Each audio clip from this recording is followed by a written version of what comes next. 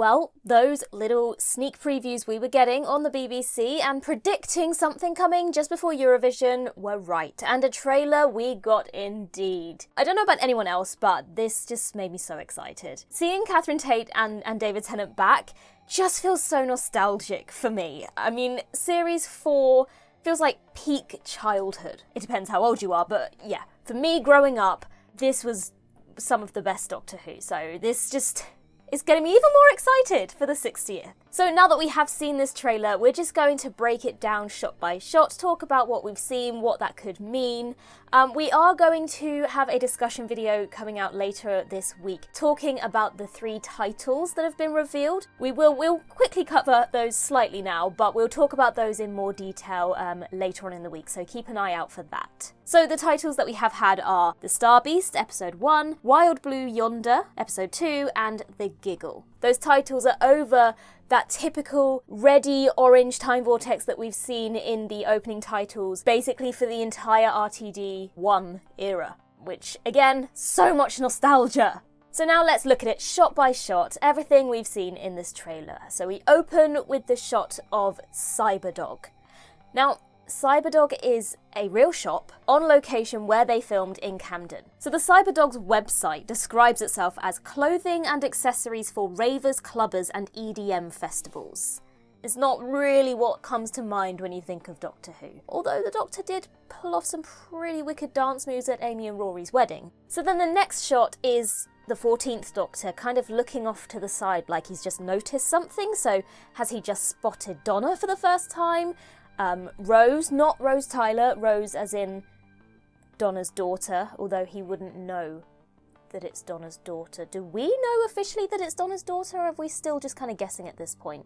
Guessing probably rather correctly, but still guessing. Or something else entirely. Is he noticing the start of the chaos that Neil Patrick Harris's character is wreaking further on in the trailer? Who knows? But he's definitely noticed something. Then we have Donna saying, why did this face come back? If she is talking about the Doctor, while she does recognise the face at this point, she clearly doesn't remember anything about him. And later on in the trailer, it kind of becomes clear that she doesn't have any memories of her time with the Doctor.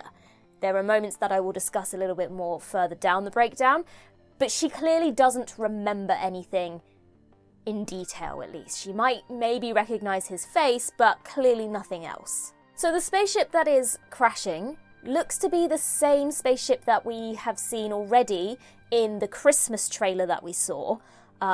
They've both got the kind of red nose, so it seems like that is the same ship. However, when we saw it in the Christmas trailer, it was not damaged and broken and crashed. It was in some sort of unit of some description, almost being worked on. So is that maybe what's happening? It crash lands and then maybe unit go in and recover it and rebuild it? Is that where the plot goes? So next we see the Doctor and Rose next to each other, again not Rose Tyler, and he says that that's not a plane, that looks like a spaceship in trouble.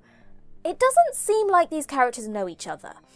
I think what's likely to be what's happening here is they both happen to just be in the same place at the same time, stood next to each other, and they both notice it happening. It's a very classic Doctor Who thing to do, to put the Doctor next to someone relevant, and at the time, them not know each other, and then the kind of storyline unfold from there. I mean, I think that there is a big possibility, a high chance, that Rose will be with Donna in that crowd. They get split up when all the chaos ensues, when people notice something crashing out of the sky. And she happens to be stood next to the Doctor. They have a conversation, and then Rose is trying to find Donna in the crowd, so she's calling out for her mum, and that is when the Doctor realises Donna's there, and the relevance of the whole situation. So then we see the same shots that we saw in the Christmas trailer of the Wrarth. If you saw mine and Sean's discussion video on that trailer, we don't seem to be capable of talking about the Wrarth without doing the Wrarth arms.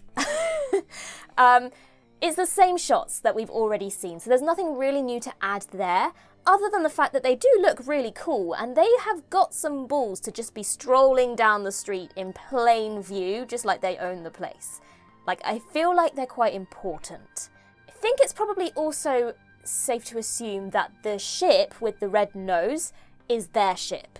You know, they've got the red eyes. It just seems likely that it's kind of got a similar vibe, a similar look to it. So I think that potentially that is their ship that's crashed. So one of the theories that we had been discussing in the WhoCulture discussion was that the Wrarth had captured Meep, and then somehow, maybe because of Meep, their ship is crashing. And then we saw in the Christmas trailer what looked like a pod of some description that looked like it had crashed. So the theory being that Meep escaped the crashing ship in that pod and then is hiding from the Wrarth, and the Wrarth are then looking to capture Meep again after he escaped from their ship. So then we've got shots of Donna and the Doctor, presumably on the Wrarth ship. Now there's some heavy damage behind Donna in that shot, so that's what's leading us to assume that it's probably that crashed ship. Why they're there remains to be seen. I feel like maybe for the Doctor to just drag Donna along, it feels natural. But if Donna has no recollection of who the Doctor is, why in God's name would she follow him into a crashed spaceship?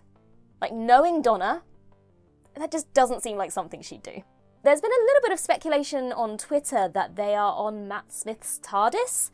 I mean, there's maybe a slight similarity there, but I feel like that's way too much of a spoiler for them to even attempt to put in a trailer like this. I don't feel like they would be that careless, because people will find it if it's going to be there. So personally, I don't think that's the case, but I have seen some speculation. Now, earlier on I mentioned that Donna doesn't seem to remember anything about her time with the Doctor. She just seems to recognise his face, potentially. And this is one of those moments that kind of highlights that. She seems quite panicky on that ship, and that's not the Donna that we know. If it was a Donna who remembered anything about her adventures with the Doctor, she'd be thrilled by the prospect of being on a spaceship and just loving all the drama and the danger. So this is one of those moments that kind of highlights to me that she doesn't have any memories of her time with the Doctor. Next, we've got another shot of the Doctor doing that amazing stare that David Tennant does. I mean, he really does look great as the Doctor, doesn't he? He pulls off that kind of really serious look of, like, I don't know, just very serious, like something bad is happening here and I'm going to get to the bottom of it. He just suits the role so well, as 10 and as 14. He just is the Doctor. So that leads in then to the shot of the Doctor dancing with Neil Patrick Harris on a location that was one of the first locations to have been leaked when they started filming these specials, that was filmed in Bristol. Now, I went to uni in Bristol and I'm a little bit sad that I don't live there anymore, because that street I walked down basically every day. And to know that they were filming Doctor Who there and it was just a few years after I graduated, it just makes me a little bit sad. So there's a lot of chaos happening on this street. The Doctor and Neil Patrick Harris's character are dancing. There's people running around, screaming, shouting. There's a dude on a police bike with one crazy helmet just zooming on by. And Donna just looks completely dazed and confused. She's looking around like, what the hell is going on here? So there is also a shot of her kind of looking, and the background of that shot is similar to the one of the Doctor with his great stare. So is this the moment that they clock each other for the first time? I mean, we could say this about every single moment that they're stood next to each other, let's be honest, but that stare he's got going on, that look she's got going on, are they just meeting each other here? Maybe? If this is the case, then you can be sure that Murray Gold is going to kill this scene with some beautiful music. In fact, whatever scene is their reunion, you just know the music is gonna be brilliant. I'm so excited for the soundtrack. So we did mention those people running around in chaos, and we do have a theory about that, which I'm going to discuss a little bit in a second. But one thing that is worth noting is that all of this chaos is happening and Donna doesn't seem to be affected by it. Is this the Time Lord part of her that's kind of dormant, that's kind of protecting her from the effects of whatever's going on? So then we see the Doctor in what looks like a new unit HQ. Now, in a recent video that we did, we had this kind of speculation that poor Dan, who lost his house, got left on Earth, and has no job, would be employed for his job as a plasterer by Unit to help rebuild Unit HQ. So in our canon at least, this is the new Unit HQ built by Dan Lewis. By him and him alone, because that's possible. And on the screen, in that Unit HQ, is this creepy looking ventriloquist doll and lots of giggling going on. So one theory that we had about why these people were going crazy in the streets and all the chaos that was going on is that, what if it's the laughter that's torturing the human race? What if it's some sort of weird, supernatural, science-y phenomenon that's the laughter is killing people? They're dying from laughter. I mean, it sounds pretty Doctor Who-y. And then the Doctor's line, driving you mad, laughing at the human race. What if it's the laughter? The laughter is driving them mad. You know, sometimes when you laugh so much that you feel like you're actually going to burst? It's possible, and that would make a lot of sense for the episode titled The Giggle. Also, during that unit sequence, we've got lots of things happening on the screen, as well as the ventriloquist doll. And there's a blink and you'll miss it, tiny little snippet in the corner, the return of AMNN News. Now, there's been quite a few theories that we're going to see the return of Trinity Wells, who was the main news anchor on that channel throughout the RTD era. I mean, she first appeared in, let me check, Aliens of London. And the last time we saw her was The End of Time. So she is a staple of RTD Era 1. So it would be just a nice little callback to see her back. And as I say, Twitter very much would like to see her back. And also on those screens we see that there seems to be chaos everywhere. There's rioting, there's looting, and it just kind of backs up that theory that something has happened to the human race that's making them act out, making them become violent, making them act irrationally. It doesn't seem like the kind of thing, well, actually, I suppose, if you think about the Stolen Earth, there was a lot of looting and rioting and screaming and shouting in the streets when the Earth got stolen and moved across the universe. So either something really, really bad is happening that's making people panic buy and panic steal, or something has taken over the human race that's causing that behaviour from them, as opposed to just making that a natural response to something. Does that make sense? I don't know. And finally, the nightmare fuel. Beep the Meep. Beep the Meep has this weird thing about him that's kind of cute and creepy at the same time. And Beep also seems to have a good mix. It seems to be created out of a good mix of CGI and practical effects. I mean, in the Christmas trailer, Beep very much looked CGI. And I'm not saying that's a bad thing, but it looked like a computer-generated image. Whereas here, kind of looks a bit more like a Furby, more like tactile, like it's a real prop that was there. So I feel like maybe Beep is created with a really good combination of CGI and practical effects. And of course, Donna poking him in the eye. Ugh. I have a thing about eyes. I just feel like, why would you touch anything in the eye? But it's also really nice to see that Donna still has that kind of fiery personality. It's like, what the hell, you know? Like, she hasn't changed. After all these years, Donna is still very much Donna, and I love that. But there is the question of, why is Beep there? How did Beep end up in this bundle of toys? Could Beep have come from the Emporium that we saw in the Christmas trailer? That's a theory. Has Beep just snuck in there to hide after escaping from the escape pod? That's another theory. Did Rose find Beep, take him to her house, her little den, I don't know, and then has now brought Donna in and gone, look what I found? Another theory. And there also have been some comparisons to that shot of Beep amongst the toys being very similar to E.T., when E.T. is hiding among the toys. Now, I don't necessarily think that means anything, but it's just nice to see that kind of little nod there, to have this alien that's hiding amongst toys.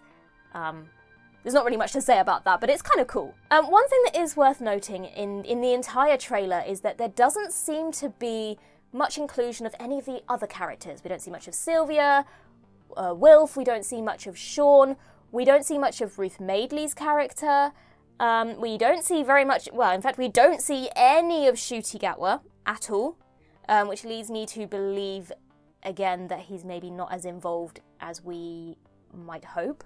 Or everything that Ncuti is involved with in the episodes is so spoilery that they're just not going to reveal it. But overall, it's a good balance, this trailer. I feel like it's a lot and not a lot at the same time. Like, they've given us just enough new content to pique our interests, But also we've seen a lot of shots that we've already seen before.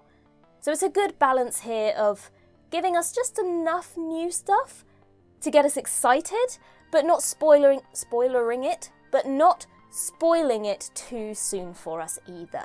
You know, we still have a little while to go yet, so they don't want to give us all of the juicy details now, because we've still got a good few months to go, and they can drag this out for quite some time, and I don't doubt that they're going to do that.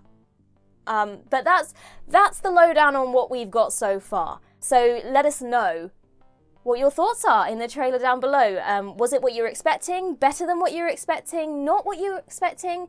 Personally, I was expecting maybe a little bit more. I was a little bit underwhelmed. It was a bit shorter than I was expecting it to be. But actually, once we started breaking it down, there was more to it than I initially thought. As I say, we are going to do a discussion video on those titles later in the week, so keep your eyes peeled for that video.